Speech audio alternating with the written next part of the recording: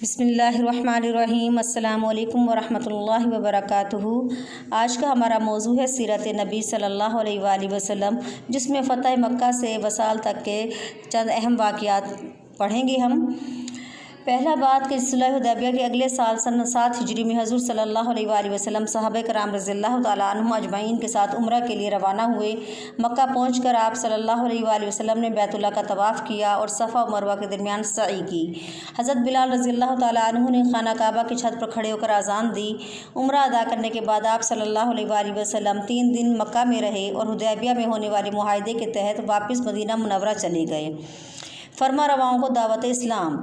صلح حدیبیہ نے تبلیغ اسلام کا دروازہ کھول دیا۔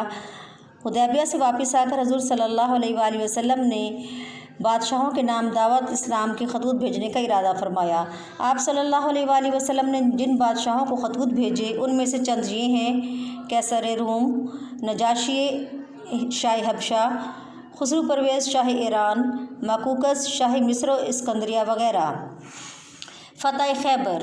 سورۃ فتح، جس میں اللہ تعالیٰ نے صلح حدیبیہ کو کھلی فتح قرار دیا تھا، اس صورت میں اللہ تعالیٰ نے حضور صلی اللہ علیہ وآلہ وسلم اور صحابہ رضی اللہ تعالیٰ عنہم کو بہت سی فتوحات کی خوشخبری دی۔ چنانچہ سن 7 ہجری میں خیبر فتح ہوا اور مسلمانوں کو بہت سا مال غنیمت حاصل ہوا۔ اس کے بعد مکہ فتح ہوا، پھر غزوہ حنین میں بھی مسلمانوں کو فتح حاصل ہوئی۔ صلح حدیبیہ کا ٹوٹنا۔ صلح حدیبیہ کی وجہ سے مسلمانوں اور کفار قریش مکہ کے درمیان جنگ بندی کا معاہدہ ہو گیا تھا، مگر قریش اس معاہدے کی پاسداری نہ کر سکے۔ قریش کے ایک حلیف قبیلے بنو بکر نے مسلمانوں کے حلیف قبیلے بنو خزاعہ پر حملہ کر کے ان کے لوگوں کو مار ڈالا۔ یہ حملہ صلح حدیبیہ کی کھلم کھلا خلاف ورزی تھا۔ اس موقع پر آپ صلی اللہ علیہ وآلہ وسلم نے معاہدہ باقی رکھنے کے لیے 3 شرائط قریش مکہ کے سامنے رکھیں: 1 کہ مقتولین خزاعہ کی دیت دی جائے، 2 بنو بکر سے علیحدہ ہو جائیں، یا معاہدہ حدیبیہ توڑنے کا اعلان کر دیں۔ قریش نے گھمنڈ میں آ کر معاہدہ توڑنا منظور کر لیا۔ مدینہ منورہ سے روانگی۔ رسول اکرم صلی اللہ علیہ وآلہ وسلم 10 رمضان المبارک کو 10,000 جان نثار صحابہ کرام کے ساتھ بعد نماز عصر مدینہ منورہ سے فتح کے ارادے سے مکہ مکرمہ کی طرف روانہ ہوئے۔ راستے میں چند عرب قبائل بھی آپ کے ساتھ مل گئے۔ آپ صلی اللہ علیہ وآلہ وسلم کے آنے کی خبر مکہ والوں کو پہنچ گئی۔ انہوں نے ابو سفیان اور چند آدمیوں کو تحقیق کے لیے روانہ کیا۔ لشکر کے قریب پہنچنے پر یہ لوگ گرفتار کر لیے گئے، لیکن آپ صلی اللہ علیہ وآلہ وسلم نے ان کو معاف فرما دیا۔ چونکہ آپ کا ارادہ جنگ کرنے کا نہیں تھا بلکہ سب کو ساتھ ملانے کا تھا، اس لیے آپ صلی اللہ علیہ وآلہ وسلم نے عام معافی اور امن کا اعلان فرمایا۔ آپ نے فرمایا: جو شخص ہتھیار ڈال دے یا ابو سفیان کے گھر میں پناہ لے لے یا خانہ کعبہ میں پناہ لے لے یا اپنے گھر کا دروازہ بند کر لے، اسے امان ہے۔ جب آپ صلی اللہ علیہ وآلہ وسلم مکہ مکرمہ میں داخل ہوئے تو آپ صلی اللہ علیہ وآلہ وسلم سورۃ فتح اور سورۃ نصر کی تلاوت فرما رہے تھے۔ آپ صلی اللہ علیہ وسلم نے اپنے ستانے والوں کو معاف کر دیا اور فتح مکہ کے بعد آپ صلی اللہ علیہ وآلہ وسلم واپس مدینہ منورہ تشریف لے گئے۔ حجۃ الوداع۔ 10 ہجری میں آپ صلی اللہ علیہ وآلہ وسلم نے اپنا آخری حج ادا فرمایا۔ اس موقع پر آپ صلی اللہ علیہ وآلہ وسلم نے ایک خطبہ دیا جس میں آپ صلی اللہ علیہ وسلم نے بہت سی نصیحتیں فرمائیں۔ ان میں سے چند یہ ہیں: اے لوگو، تمہاری جانیں اور آبرو اور اموال آپس میں ایک دوسرے پر حرام ہیں، جیسا کہ یہ دن اور یہ مہینہ اور یہ شہر حرمت والا ہے۔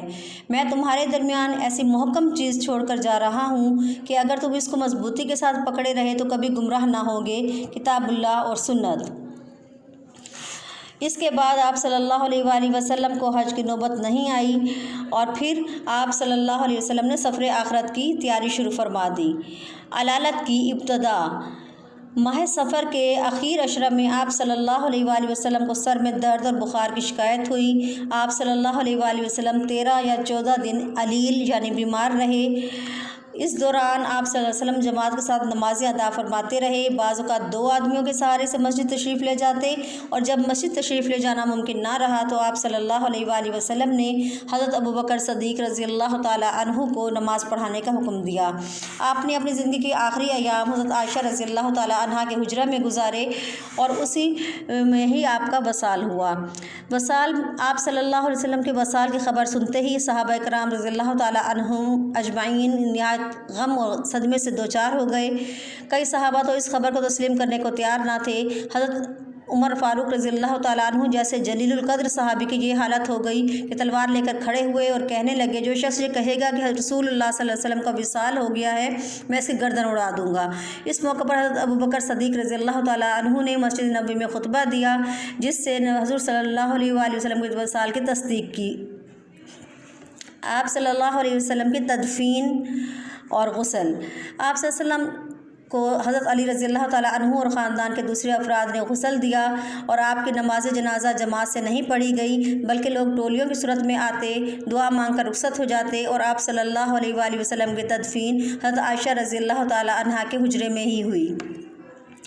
یہ تھی آپ صلی اللہ علیہ وآلہ وسلم کی زندگی سے چند اہم واقعات۔ ہمیں چاہیے کہ ہم نبی پاک صلی اللہ علیہ وآلہ وسلم کی احکامات کی مکمل پیروی کریں تاکہ اللہ تعالیٰ کی رضا ہمیں حاصل ہو۔ اللہ تعالیٰ ہمیں عمل کرنے والا بنائے۔ اللہ حافظ۔